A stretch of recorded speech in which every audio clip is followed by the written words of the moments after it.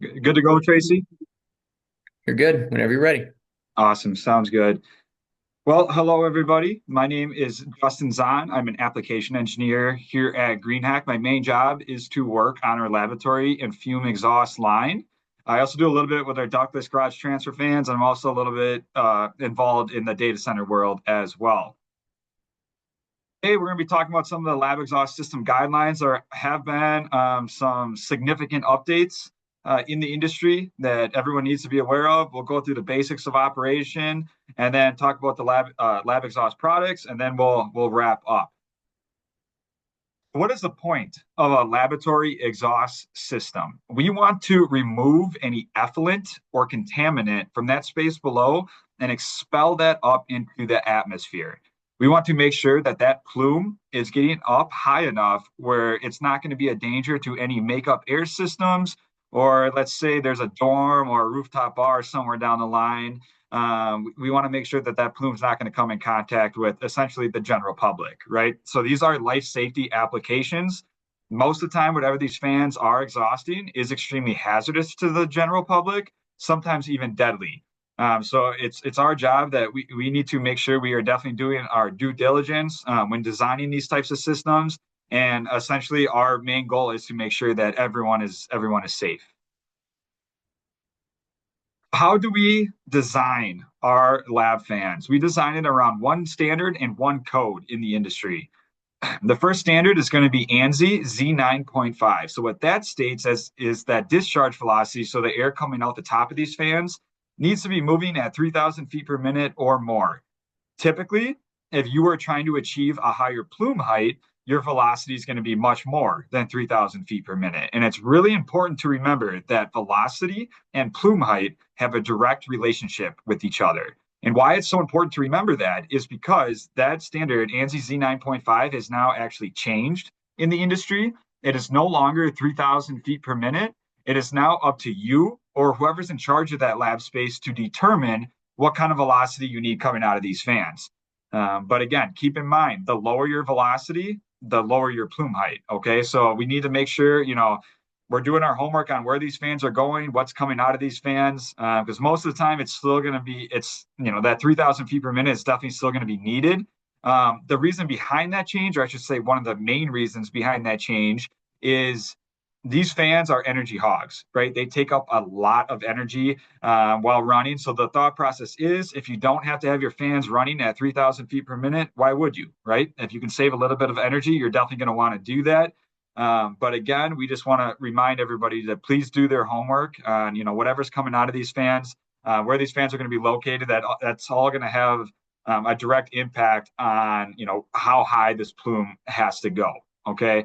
So 3,000 feet per minute. From a manufacturing standpoint, we still default our selections to 3,000 feet per minute, but now our reps have that opportunity to change that to whether that's 1,500 feet per minute, 2,000 feet per minute, or maybe 5,000 feet per minute, whatever that is. They now have that opportunity to change that within our selection program. So that's standard number one. Code number one, so this is something that we have to follow, is NFPA 45. So what that states is that these fans all have to be a minimum of 10 feet tall from the roof deck up. We will never sell a lavatory fan under 10 feet tall. Okay. And the reason behind that is you're going to notice our buddy standing here next to a couple of lavatory units. We don't want maintenance crews to have to worry about, coming in contact with whatever's being exhausted. On top of that, if you get someone who's maybe not too familiar with these systems and they walk up on that roof, we don't want them to, have that opportunity to stick their hand or their face or, whatever else over these fans. And sometimes people laugh when I say that, but there's a lot of curious people out there, right? And we want to make sure that everyone is safe. And even if like the maintenance crews are working on a system right next to these laboratory fans, we don't want them again to have to come and worry about coming in contact with whatever's being exhausted. Architects, I will say, tend to dislike us a little bit. I think would be the most appropriate way to say it. They claim that we've ruined their buildings with these fans. We think the fans are beautiful. They do not. Okay, so and I do get it. I have quite a few friends in the architecture world.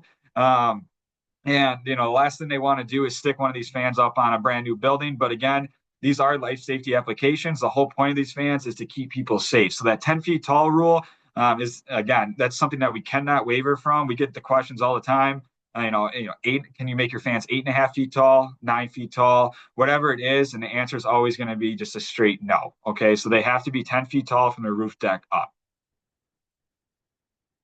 Moving on, AMCA certification. You may be wondering, why I'm talking about AMCA certification in a laboratory prezo, because I'm sure most of you on this call know what AMCA is. For those of you who don't, AMCA is that third-party testing service that basically solidifies all the data we are putting out there is 100% true.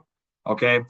There are two different ways to say you're AMCA certified. One way is to say you're tested in accordance with AMCA, which means that a manufacturer may follow AMCA's guidelines, but again, it is not AMCA certified. You want to hear, if you move down the screen here where it says correct in this green check mark, you want to hear a rep or that manufacturer say, yes, these fans are licensed to bear that AMCA certified rating seal or licensed to bear that AMCA sticker.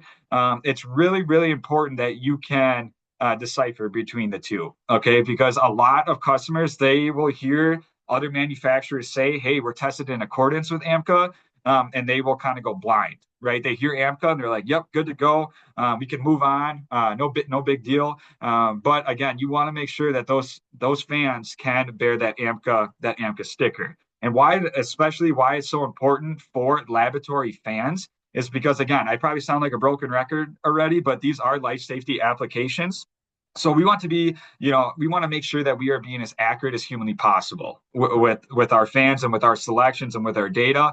Well, being AMCA certified is the way to do that. So nonetheless, just something to, keep an eye out for. If you hear someone say, hey, we're tested in accordance with AMCA, it's really, really important that you question them, ask them point blank, hey, are you licensed to bear that sticker? Are you licensed to bear that seal? Because I can promise you, any manufacturer that is AMCA certified will not be shy about telling you we are able to bear that seal. And again, there's just two different ways to say this. So just keep an eye out for it because it is something that we still see from time to time. All right. So moving on, this is just a nice little refresher for everybody. Best lab designs or best stack designs that we want to stick with.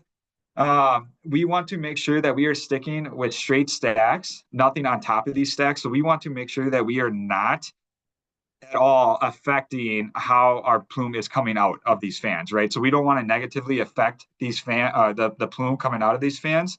With that, if you move down to the bottom of the screen where it says pour should not be used, you're going to see some caps, and you're also going to see this gooseneck stack that actually we do sometimes still get questions on. Can we use these on laboratory systems? I'm asking you from the bottom of my heart, from a manufacturing standpoint, please don't ever use this gooseneck stack on a laboratory fan. It completely defeats the purpose of what we are trying to do in these systems. So now instead of expelling that effluent or contaminant up, 40 or 50 feet up in the air, we are now either dumping it right back onto the roof or we're dumping it over the side of the building. Okay. So please, try to avoid that at all times if you can. A common question we get a lot about these laboratory fans is let's say you're running some type of redundant system, and to make it easy, let's say you have a two-fan system, one fan on, one fan off. There is a primary concern of rain getting into these systems, which is sometimes why people want to put caps on top of these stacks. It's really important to remember that most manufacturers, including Greenheck, our standard construction comes with two types of drainage systems within these fans. Okay, so we'll have a drain actually right below the inlet bell of these fans, and then we'll actually have another drain within the bypass plenum. Okay, so rain really shouldn't be a concern, and especially if these fans are on, rain's really it's not going to have much of a chance to get in there unless you run into some type of monsoon. But again, straight stacks, nothing on top of the stacks still remains the best practice. And again, we really want to avoid putting anything on top of these stacks as far as caps. And we really, really want to avoid using this gooseneck type of stack. Moving on now. So we're going to talk about two different ways to calculate plume height. Um, the first way is going to be through the modified Briggs equation. So the modified Briggs equation was commonly used, but is no longer recommended. And that's actually per ASHRAE. The equation that is now used is going to be the momentum flux equation. And the main difference between these two equations is going to be your terrain categories, right? So where these fans are going, are they going to be in the middle of nowhere? Are they going to be in a big city? That's all going to have a direct effect on your plume height. Why I'm showing you this is because there are still some manufacturers out there that will use the modified Briggs equation. And the reason why they will use that modified Briggs equation is because you will typically get a higher plume height when calculating, or I should say, when calculating plume, you will typically get a higher plume height using this type of equation. So it becomes a sales tactic, right? But again, it is not recommended anymore. And again, that is per ASHRAE. We really want to stress the importance of sticking with this momentum flux equation. And at the end of the day, if you see, if you're trying to decide between two different manufacturers and you see one manufacturer that has a 10 to 15 foot higher plume height than, let's say, us or another manufacturer, it's really important to question to question that particular manufacturer and say, hey, how are you calculating your plume height? Are you using the momentum flux equation or are you using the modified Briggs equation? And it's really important to remember, this is not rocket science. These are fans. It doesn't really matter who you're going against. If you have the same style of fans, same style nozzle as, a competitor, we should have relatively close to the same plume height. One shouldn't be significantly higher than the other. And a lot of times it'll go right over customers' heads. They really won't question it. They will see a higher plume height and they say, oh, we can get, this much higher of a plume height compared to Greenheck or compared to whoever. And then, go with them. But again, we really cannot stress enough. Please, kind of start moving towards that momentum flux equation just because it's far more accurate compared to the modified Briggs. So just again, something else to keep in mind because it is a question that we get quite a bit. I would say at least once every week. We have a rep or have a customer that'll call us and say, "Hey, how come your plume height is this much lower than competitor X or competitor Y?" And then we kind of have to run through this whole spiel with them. In our selection program, we do still keep the modified Briggs equation available for selection purposes. Just in case, if this question comes in, we can simply switch our equation from momentum flux to modified Briggs, and we're usually dead on the money every single time when it comes to plume height. So again, just something to keep in mind, just something that you guys need to be aware of because it is something that we see quite a bit in the industry.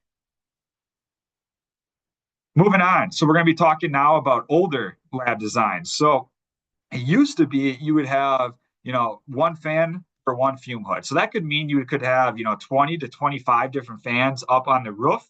Nowadays, I think the more common design is going to the manifold exhaust system. So now instead of having 20 to 25 different fans on the roof, you'll have maybe 2 to 3 larger fans. Okay. So servicing maybe 15 to 20 different fume hoods. So as you can see, all these fume hoods are going up into some type of common ductwork and then up into the fan.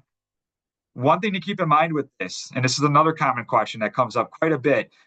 We did keep a couple of fume hoods off here to the side. And the reason behind that is because we get the question of, hey, can you mix these chemicals with these chemicals or this exhaust with this exhaust? And it's important to remember that we are a fan manufacturer. We are not chemists. We can't tell you what exhaust should be mixed and what exhaust, shouldn't be mixed. So just, again, something to keep in mind. We just want to remind everybody to, be safe, do your homework on what exhaust can be mixed and what can't be mixed. All right. So now moving on, talking about the lab space as a whole. Now, in every single lab space, there are 3 control loops. The first control loop is going to be your hood velocity or your face velocity. So that's going to be the air moving across that hood. Typically, it's going to be around 80 to 100 feet per minute. You usually won't see anything too much faster than that. If you do, you run the risk of ruining whatever you're working on in the space below here. So that's control loop number 1. Control loop number 2 is going to be how you pressurize that space. So that's going to be that air coming back down into that space. Typically, it's going to be a negatively pressurized space. You will run into different situations mainly from what I've been seeing, OR suites that will be positively pressurized. But again, mainly it's going to be a negatively pressurized space. With that, the next control loop is going to be your duct static. And how we control that is through our bypass air damper. But it's really important to remember that most of the time, these laboratory fans are going to be a constant volume system, which means that they're going to have their set performance point and they're always going to try to be hitting that performance point. So, what does that mean? If demand in this space would change, so let's say that lab, or let's say people go home for the night, they shut down their fume hoods, that means that duct static essentially becomes out of whack. So what we need to do in order to relieve some of that duct static is to modulate our bypass damper open in order to get that duct static back to where it needs to be. Okay, so that's control of number three. With that, a lot of people will ask us, hey, when do we need a bypass damper? When don't we need a bypass damper? I call the bypass damper the safety net of the system, right? So earlier when I just said, these are usually going to be constant volume systems, meaning they're always going to be trying to hit their targeted performance point. If demand from this lab space changes, it's our job to make sure that we can still pull in enough air from somewhere in order to ensure that this fan is still going to run the way it's supposed to run. Okay. If all heck breaks out in the space below down here, we always have this bypass damper to fall back on to ensure that that fan is still going to hit its targeted performance point on there. So again, on most jobs, I always recommend having a bypass damper. There are those jobs, mainly high school labs or isolation rooms, where if someone's in that space, fans on, someone's out of that space, fans off, then you probably don't need a bypass damper. But again, in most situations, we will always recommend having a bypass damper. Moving on here now. So now we're going to talk about pre-engineered versus built-up systems.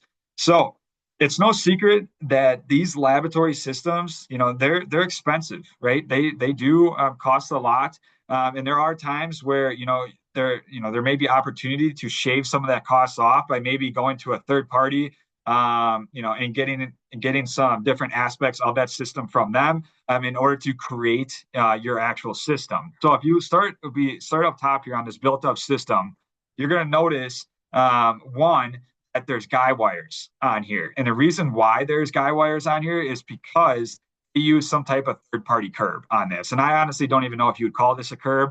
Not not exactly sure what that is. But the system is fairly short, and guy wires are still required.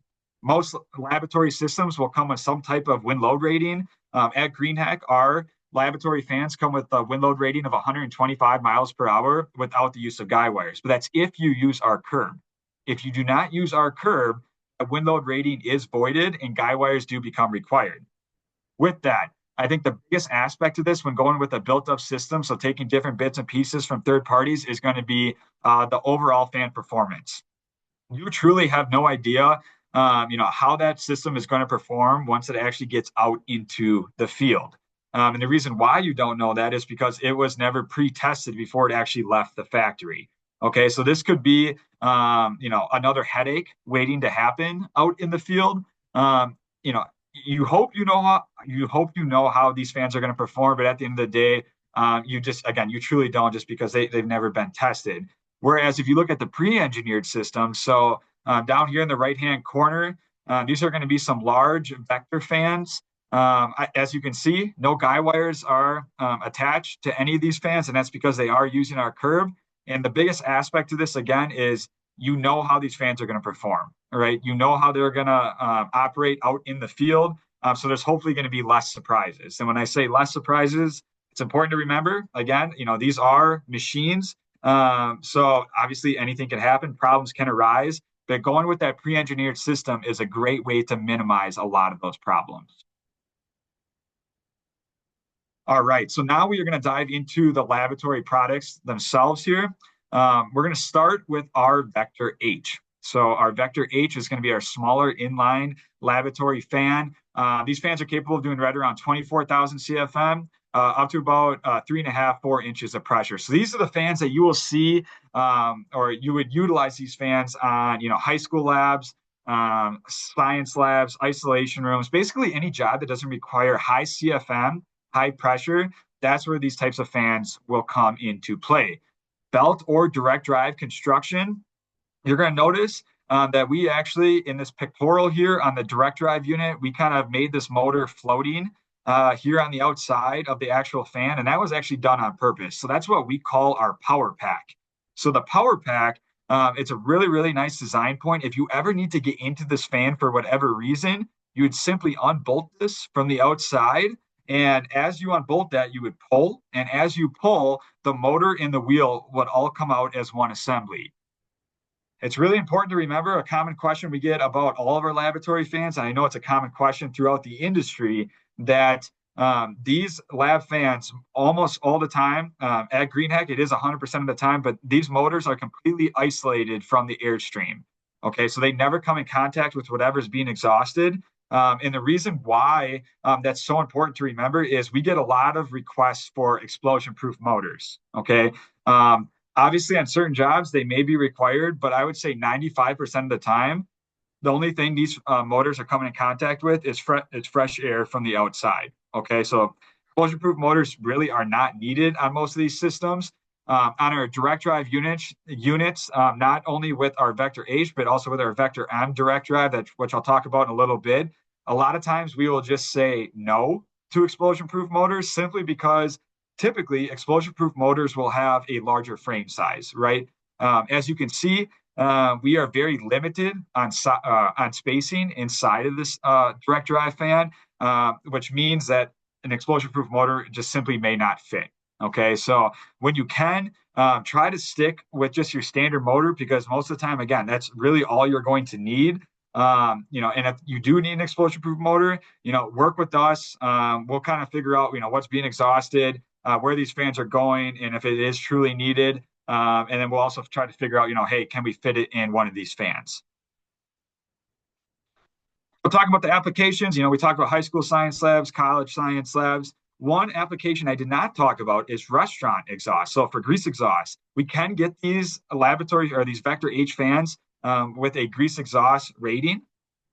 Still would be a minimum of 10 feet tall, but they would have vented roof curves to prevent any heat buildup, and there'd be a clean out located in the lower plenum box. So to get that grease out of there, sometimes people will laugh at me when I bring this up, and they say, why would you ever want to put a lavatory fan on a restaurant?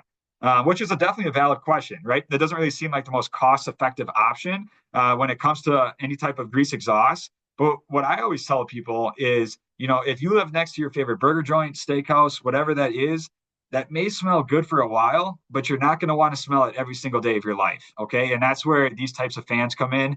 Not a huge demand by any stretch whatsoever. But we just like to, let everyone know, hey, it is an option. These laboratory fans can be utilized for other applications besides labs. All right, so now moving on to the Vector MD. So M stands for mixed flow, and that D is going to stand for dilution. So that's the type of nozzle that's going on these fans. Probably the more common type of laboratory fan that you will see out in the industry. Every manufacturer kind of has their own version of this. But these fans are built for larger jobs, right? So capable of doing right around 80,000 CFM up to about 8 inches of pressure. So again, any job that requires high CFM or high pressure, this is a great option to look at. Still comes with 125 mile an hour wind load rating. That comes as standard, and then Spark C and Spark B construction are available. It's important to remember another common question we get a lot is Spark A available in these laboratory fans, and it is not. Again, only Spark C and Spark B is what we are able to offer.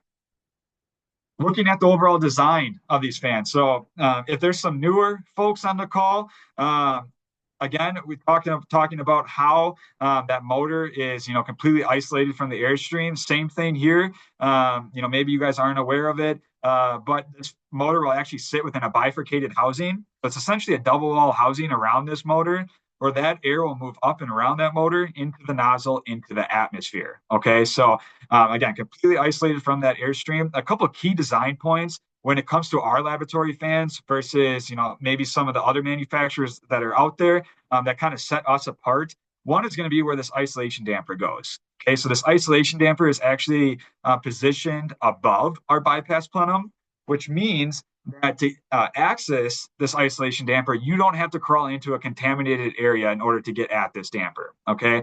Now, it's kind of hard to see, so I do apologize. But you're going to notice this bolt hole pattern here on the outside. If you ever need to get at this isolation damper or pull that isolation damper out for whatever reason, you would simply unbolt and pull. And this isolation damper actually sits on a track. So it slides out really, really easily. What I will say is it usually is still going to require two people to at least lift this isolation damper out. They're extremely heavy duty, which means they're extremely heavy. So it's still going to take two people to at least lift this out, but only one person to actually pull it on the track. With that, we also have, when we look at our bypass plenums. So if you look at our bypass plenums, one common inquiry that we get a lot, or one common change that happens from, when jobs first talked about to when these fans are actually installed out in the field is going to be where that inlet connection goes. So on these particular fans, on these Vector M's, what we did is we made our bypass plenums come with removable side panels. So you can essentially choose your inlet in the field. Okay, so if your inlet changes, from one side to the other, you would simply remove one of these panels, hook up your ductwork, and you're good to go. Okay, so our goal, we have a saying at Greenheck that we want to be easy to do business with. We have an unwritten saying in our particular business unit, so the laboratory business unit, that we want our equipment to be easy to work on. Obviously, when it comes to lab vans, that's definitely easier said than done. But these slight design tweaks have really helped us at least push that narrative. Looking at the belt or direct drive option. So the direct drive option, we talked about that bifurcated housing. This is a really, really nice pictorial of that double wall housing. And again, that motor completely isolated from the airstream. And then you have that belt drive option where that motor will sit kind of on the outside of these fans in that box. Looking at, belt versus direct drive. So belt drive, because that motor is sitting on the outside of this fan, it's definitely going to be a little bit easier to maintain, a little bit easier to get at that motor. The drawback to that is going to be, more maintenance is required because it is belt drive. With that direct drive, less maintenance is required. But obviously, kind of looking at this lab design or looking at this particular design, that it's going to be a little bit of a process to get at that motor. Okay, so it's going to take a little bit longer. But the thought process is that hopefully, you guys never have to get at that motor until it fails, somewhere way down the line. So hopefully, it's just maintenance here and there, but nothing too, substantial. Looking at the configuration, so we can offer anywhere from 1x1 to 6x1, 2x2, 2x3. And these are pretty common configurations that you'll see with a lot of fan manufacturers. It's important to remember, though, that we can definitely, go as big as you want on these configurations. So it's say you need a 7x1 for whatever reason. We can definitely work with you on that. And it's just important to remember that we're pretty flexible in our designs when it comes to these lab fans. Moving on, so now we're just talking about still a Vector M. This is going to be our Vector MH, so still mixed flow style type fan. But now all we're doing is changing out the nozzle. Okay, so the H stands for high plume, still capable of higher CFM and higher pressures. But again, we're not entraining any outside air on this now. Some of the pros when looking at the inline fans, you're going to notice our buddy standing here next to a couple of laboratory units. The main advantage when it comes to these style of fans is going to be that small footprint, right? So you can have a really, really large system that's only taking up minimal roof space. The cons of it, though, obviously, when you get to these smaller or when you get to these larger systems, there's going to be much taller finish heights. But even though these are belt drive units, it's still going to take a little bit to actually maintain these units, considered they are elevated slightly. But the main point or the main time to use these types of fans is when roof space is coming at a premium, or there's obviously a lot of different systems up on that roof, and you may be concerned about how wide the footprint of these fans are. Well, if it's higher pressure, high CFM, this is a great option to at least consider. The other fans that we like to push personally in the industry the most is going to be our Vector CD. So C stands for centrifugal, and that D still stands for dilution. These fans are capable of doing right around 140,000 CFM up to about 13 and a half, 14 inches of pressure. Okay, so they are made for really, really large jobs. Um, why we like to push these fans so much is one, they're going to be slightly more efficient. Your typical laboratory fan. And they're also, you're going to notice where that motor's located. So right at ground level, right at knee level, essentially. So much easier to get at, much easier to maintain. With that, these are also going to be slightly more cost effective as well compared to your Vector M. The one slight drawback to this, and I'm sure you guys could, tell me by just looking at this style of type fan, is going to be the larger footprint, right? So these fans do take up a lot of room on that roof deck. I don't know what everyone's been seeing out there, but from my particular point of view, I've been seeing roof space. It's now coming at a premium, it sounds like, which is where you maybe would want to move to the Vector M or that mixed flow style type fan because it doesn't take up as much roof space. But if you have the roof space, we always recommend, starting with this Vector C, and for the reasons I mentioned. But again, the one thing that kind of eliminates these fans from jobs is going to be that larger footprint, and sometimes it's just simply not in the cards. You can't use the style of laboratory fan, and you would have to go to the Vector M. But when you can, we definitely recommend going this route. Looking at the configurations, I think this does a really good job of showcasing the footprint. Anywhere from 1x1 to 4x1. Again, we can expand that if need be. But if you look at this 4x1 system, that's a very, very large footprint. So that's taking up a lot of space on that roof. And again, just something to keep in mind. But when you do have space, again, this is just something you can consider.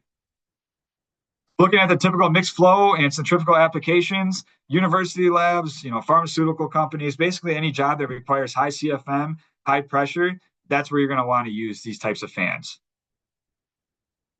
All right. So I know, kind of spitting out a lot of information on here. It's really, if there's nothing else that you guys remember from my presentation, I would encourage you to at least remember this. So when people think laboratory fans, they think dilution, right? I work at a fan manufacturer, and when I think laboratory fans, I think dilution.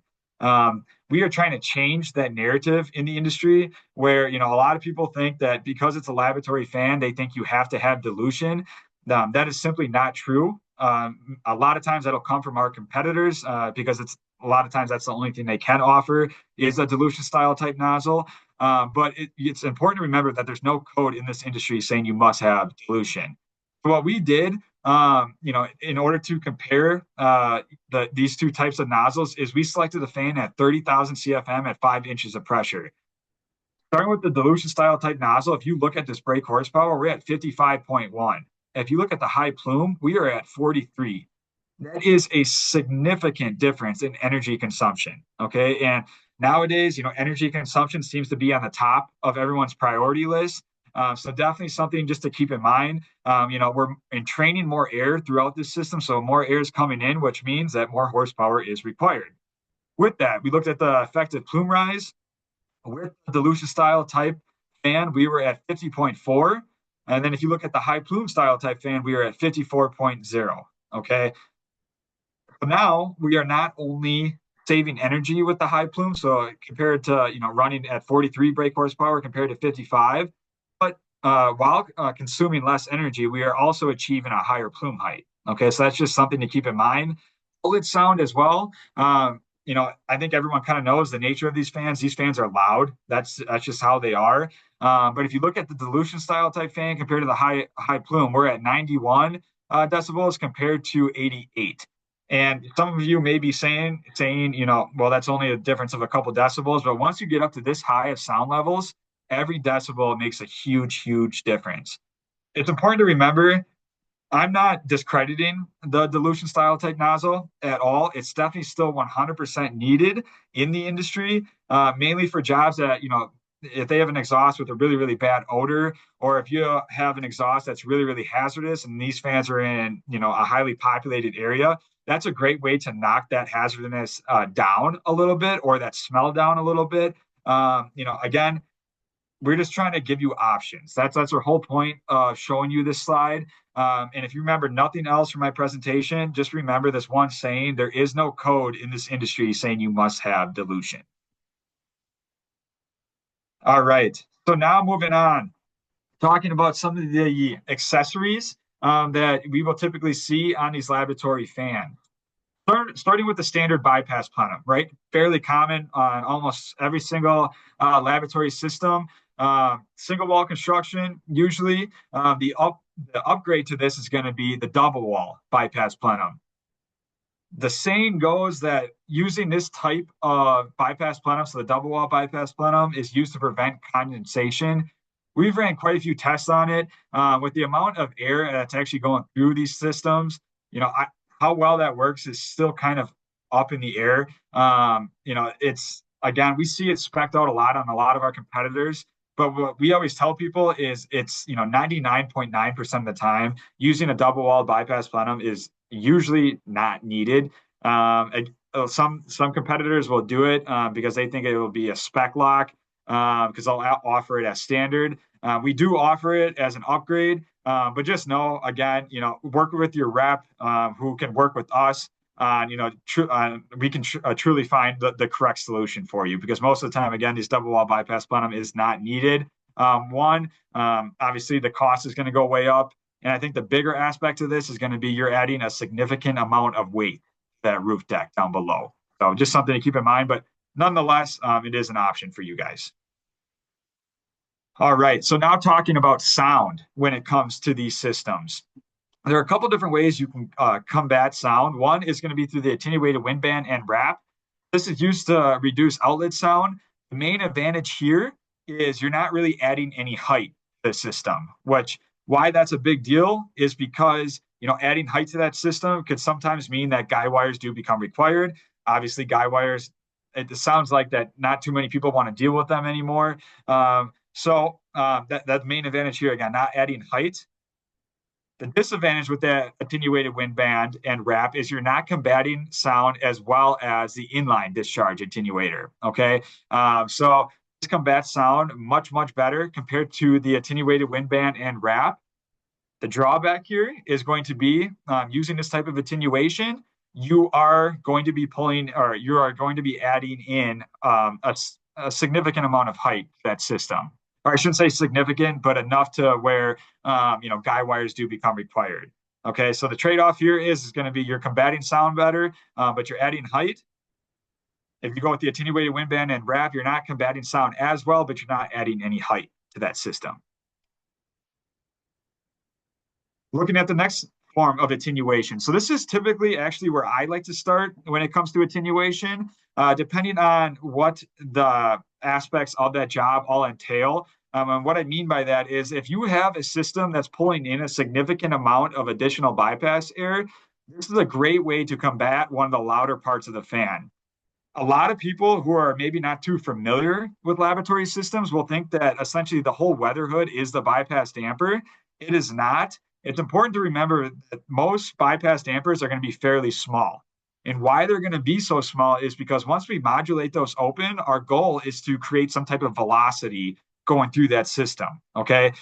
What the trade-off to that is if you're pulling in a significant amount of additional bypass air, if you're modulating that bypass damper open, because they are so small, that now becomes one of the louder parts of the fan. Okay. So this is a great way to combat one of the louder parts of the fan. And the best part about it is you're not adding any height to this system, and you're going to be dropping your dBs down significantly. Crane assembly. So the jib crane assembly only available on the mixed flow units. Just provides means to remove motors or wind bands and elevated assemblies. The main takeaway here is going to be essentially it takes the responsibility out of someone else's hands, puts it back in your hands where you're not waiting on a crane company or something like that to come out there to help you lift bits and pieces of these systems off. One thing to remember on here is if you are unsure if you need a jib crane, we always say at least order the sockets up front. So hopefully you guys can see my mouse, but the sockets down here kind of closer to where this arm is extending. If you don't order those sockets up front, you are not going to be able to add that jib crane later in the field. So a lot of times we do get, customers that are 50-50 on if they need a jib crane. We always just say order the sockets. It leaves the door open for adding the jib crane later in the field. And the reason why we won't add a jib crane later in the field if we didn't provide the sockets is because these jib cranes are really, really heavy, weighing anywhere from 400 to 600 plus pounds, depending on the size of the crane. And if these sockets are not properly installed, it could become a safety issue for whoever's working that crane. Okay, so just something to keep in mind. But again, something that's only offered on our Vector M's. And again, it just takes that responsibility out of someone else's hands, puts it back into your hands, where maybe you can get bits and pieces of this fan off a little bit quicker. Energy recovery. So this is going to be definitely one of the more popular options when it comes to these laboratory systems. So talk about energy recovery. Earlier, we talked about how these fans are energy hogs. That's really no secret. So energy recovery is becoming more and more popular.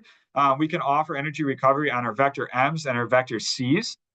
We avoid using wheels and plates in these systems. So using wheels and plates, that would require exhaust and supply airstreams to be co-located, which means there's that possibility of cross-contamination, right? Which is not something we want, especially in a laboratory system.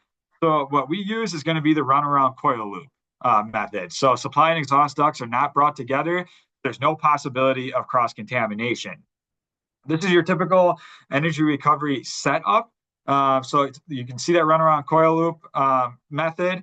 You can see the coils up here next to the laboratory system. So our coils are coated in what we call E-coat.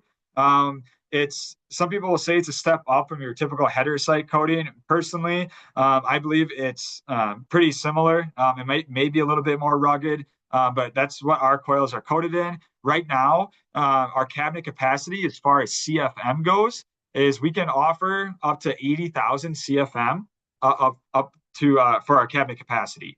Okay, and that's up from actually 65,000 CFM. And the reason behind that is, again, that's kind of the way the world's turning right now. Any large job that we've been seeing, a lot of times energy recovery is at least mentioned on it. So this, having these larger cabinet sizes always just kind of keeps us in the game and always has gives our reps a solution. So really quick here, I won't spend too much time on it. I know we're kind of coming up on time here, but earlier we talked about restaurant exhaust, right? So that was with our Vector H fan. It's important to remember that these fans can be utilized for other applications. So from ammonia exhaust, wastewater treatment, diesel generator exhaust, again, anything with essentially a hazardous exhaust, these fans can be utilized. Starting with diesel generator exhaust, the objective, prevent diesel generator exhaust fumes from entering air intakes when the emergency generator is in operation.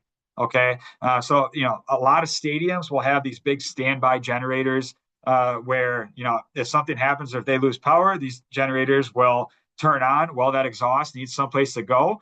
So we came up with a solution. It's what we call our Vector CD diesel.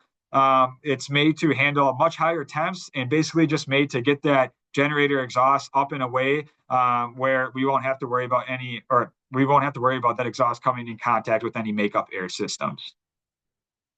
Wastewater treatment. So earlier we talked about that dilution nozzle. This would be a great application for that dilution nozzle. Obviously, wastewater treatment plants do not smell the best. So this would be a great way to knock that smell down a little bit. We see these from time to time, not a huge demand by any means, but just know, hey, we do have a solution for you. Emergency ammonia exhaust system. So this is a completely different animal. We could spend, another hour and a half to 2 hours on just talking about these types of systems. Basically, for those of you who don't know what an emergency ammonia exhaust system is, it's an exhaust system that's required in any large refrigeration applications, right? So the one example that I always like to give is, NHL hockey rinks. They have to have this type of exhaust system within that building somewhere. And what we do then is we can put on one of our laboratory fans that's obviously connected to one of these exhaust systems, but there's a lot of different guidelines that need to be followed. So one is going to be discharge should be outside of 20 feet from property lines or openings in a building, and only spark deconstruction is available. Okay. These are the type of systems that we really don't have much leeway on as far as modification abilities go. That's because there's just so many, standards and codes that we need to follow when it comes to this type of exhaust. So with that, I will pass it back to Tracy. I just would like to say, one, I know it's hard to get away, during the work week. So I do truly appreciate everyone's time. I hope you guys learned something. And with that, I will take some questions.